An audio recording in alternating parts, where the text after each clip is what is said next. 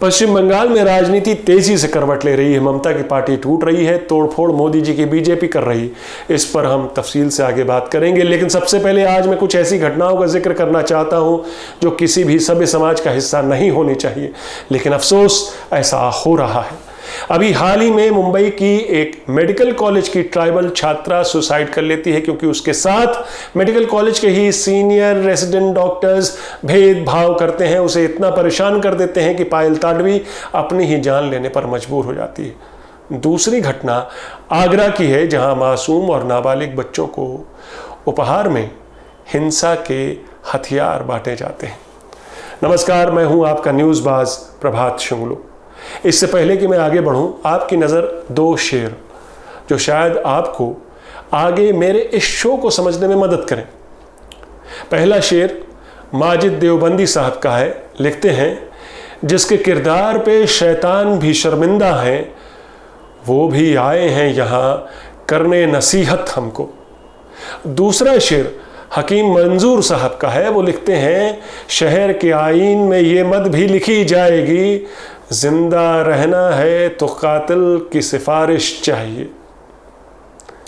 वो पूजा शकुन याद है, अखिल भारत हिंदू महासभा वाली, जिन्होंने गांधी जी के पुतले पर गोली मारी थी। कूट से भक्त। कल स्वतंत्रता सेनानी और हिंदुत्व के कंसेप्ट को जन्म देने वाले वीर सावरकर की जयंती थी। इस मौके पर हिंदू महासभा की तरफ से स्कूली छात्रों को उपहार में चाकू बांटे गए। हमारे ज़माने में हमारा समाज ऐसे छात्रों को उनकी सफलता पर उन्हें पेन, किताबें, कॉपियाँ, कप, शील्ड इत्यादि बांटा करता था। महासभा के प्रवक्ता अशोक पांडे ने कहा, सावरकर का सपना था राजनीति का हिंदूकरण और हिंदुओं का सैनिकीकरण। मोदी जी ने प्रचंड बहुमत हासिल करके सावरकर का पहला सपना पूरा किया। हम ये चक्कू बांटकर हिंदू सैनिक बनाएंगे और सावरकर का दूसरा सपना पूरा करेंगे। वैसे कल देश के प्रधानमंत्री नरेंद्र मोदी ने भी सावरकर की जयंती पर उन्हें भावभीनी श्रद्धांजलि दी और ट्विटर पर सावरकर का एक वीडियो भी जारी किया। उन्होंने सावरकर को शस्त्र और शास्त्र दोनों का उपासक बताया। सावरकर ने 1923 में एसेंशियल्स ऑफ हिंदुत्व लिखी थी। 1928 में ये हिंदुत्व हु इज हिंदू के नाम से फिर से छप कर आई। वही हिंदुत्व आज की बीजेपी के फलसफे को ड्राइव कर रहा है, जो हिंदुत्व अब हिंदू कट्टरता की पहचान बन चुका है, जिसमें असहिष्णुता, नफरत और दूसरे धर्मों के लिए जगह सिमटती जा रही है। वैसे तो सावरकर सोशल रिफॉर्मर भी थे और जात पात में यकीन नहीं करते थे। वो दलित बच्चों को स्कूली शिक्षा के हिमायती थे कि सभी जात के बच्चों को साथ पढ़ना चाहिए। जातिगत भेदभाव खत्म करने के लिए उन्होंने कम्युनिटी मील्स का प्रोग्राम भी शुरू किया। ये उस समय के समाज के लिए काफ़ी क्रांतिकारी कदम था। लेकिन जाति व्यवस्था की मुखालफत करने वाले वीर सावरकर के महाराष्ट्र में, और वो भी मुंबई में, हाल ही में एक ट्राइबल मेडिकल छात्रा पायल ताडवी सुसाइड करने पर मजबूर हो जाती है। पायल ताडवी मुस्लिम भील जाति, शेड्यूल्ड ट्राइब जाति से थी। गायनेकोलॉजी की पोस्ट ग्रेजुएट छात्रा पायल ताडवी 22 मई को BYL नायर हॉस्पिटल में और मेडिकल कॉलेज में अपने हॉस्टल रूम में फांसी लगा लेती है। उसने अपने सीनियर रेजिडेंट 3 डॉक्टरों के खिलाफ यूनिट हेड से भी शिकायत की थी कि कैसे उसे प्रताड़ित किया जाता रहा है, जाति सूचक शब्दों से उसे बुलाया जाता रहा है, मुंह पर फाइल फेंक दी जाती थी। हद तो तब हुई जब उसे ऑपरेशन थिएटर में भी जाने से रोकने की धमकी दी गई। उसने डिपार्टमेंट हेड से भी शिकायत की। उसके बाद तो उसकी सीनियर्स का उसके प्रति व्यवहार और कड़वा हो गया। पायल की माँ ने भी मेडिकल कॉलेज को लिखा और अपनी बेटी को तंग किए जाने के बारे में बताया तफसील से एक पत्र के द्वारा, लेकिन मेडिकल कॉलेज समय पर कार्रवाई करने में नाकाम रहा। ये तीनों डॉक्टर्स फरार थे, लेकिन पुलिस ने अब इन तीनों को गिरफ्तार कर लिया है। पायल ताडवी की मौत पर देश भर में प्रोटेस्ट मार्च निकाले गए। मुंबई से लेकर दिल्ली तक पायल की मौत ने रोहित वेमुला की सुसाइड की याद भी ताज़ा कर दी।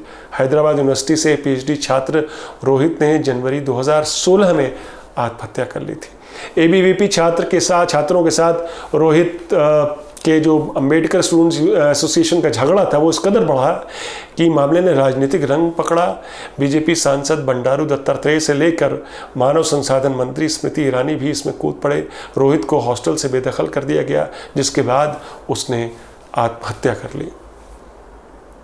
भारतीय संविधान के निर्माता बाबा साहेब भीमराव अंबेडकर ने कॉन्स्टिट्यूएंट असेंबली में बोलते हुए कहा था, Political democracy cannot last unless there lies at the base of it social democracy, which means a way of life which recognize liberty, equality and fraternity as the principles of life।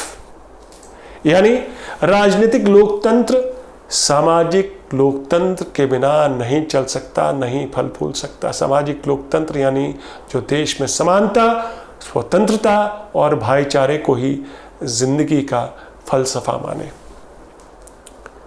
और इसी में हम पिछड़ गए हैं।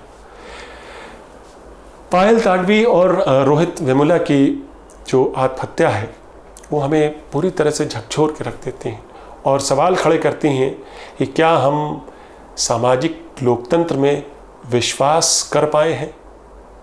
हर 5 साल में चुनाव कराकर हमने राजनीतिक लोकतंत्र को तो एक मुकाम तक पहुंचा दिया, मगर जैसा बाबा साहेब ने भी कहा था कि सामाजिक लोकतंत्र के बिना राजनीतिक लोकतंत्र भी मायने नहीं रखता। तो हम भेदभाव भरे इस समाज को हम आज भी इस समाज में सामाजिक लोकतंत्र को मजबूत नहीं कर पाए हैं। क्या प्रचंड राजनीतिक बहुमत सामाजिक लोकतंत्र को और मजबूती देगा? शायद जवाब है नहीं। लेकिन प्रचंड जनादेश विपक्षी पार्टियों में बिखराव पैदा कर सकता है, जैसे ममता बनर्जी की पार्टी में देखने को मिल रहा है। एक एमएलए और 60 से ज्यादा पार्षद एक साथ तृणमूल कांग्रेस छोड़कर बीजेपी में शामिल हो चुके हैं। इन लोकसभा चुनाव में बीजेपी ने 18 सीटें जीतकर ममता के किले में बड़ी सेंध लगाई और बीजेपी का ये काम अब भी जारी है। बीजेपी नेता तो कह रहे हैं कि जैसे 7 चरणों में चुनाव हुआ था उसी तरह 7 चरणों में ममता के घर में सेंधमारी होगी, यानी कि पार्टी अभी और टूटेगी। कैट अमंग द पिजन्स, ये वाली कहावत आपने सुनी होगी। वही हाल ममता की पार्टी का है।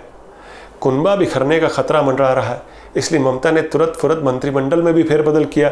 लोकसभा के चुनाव में जो कुछ गंवाया सो गंवाया। ममता को अब 2 साल बाद होने वाले विधानसभा चुनाव की चिंता सता रही है। यही आलम रहा तो सत्ता खतरे में हो सकती है। कहीं ऐसा तो नहीं कि उसके पहले ही पार्टी में बगावत हो जाए, पार्टी 2 फाड़ हो जाए।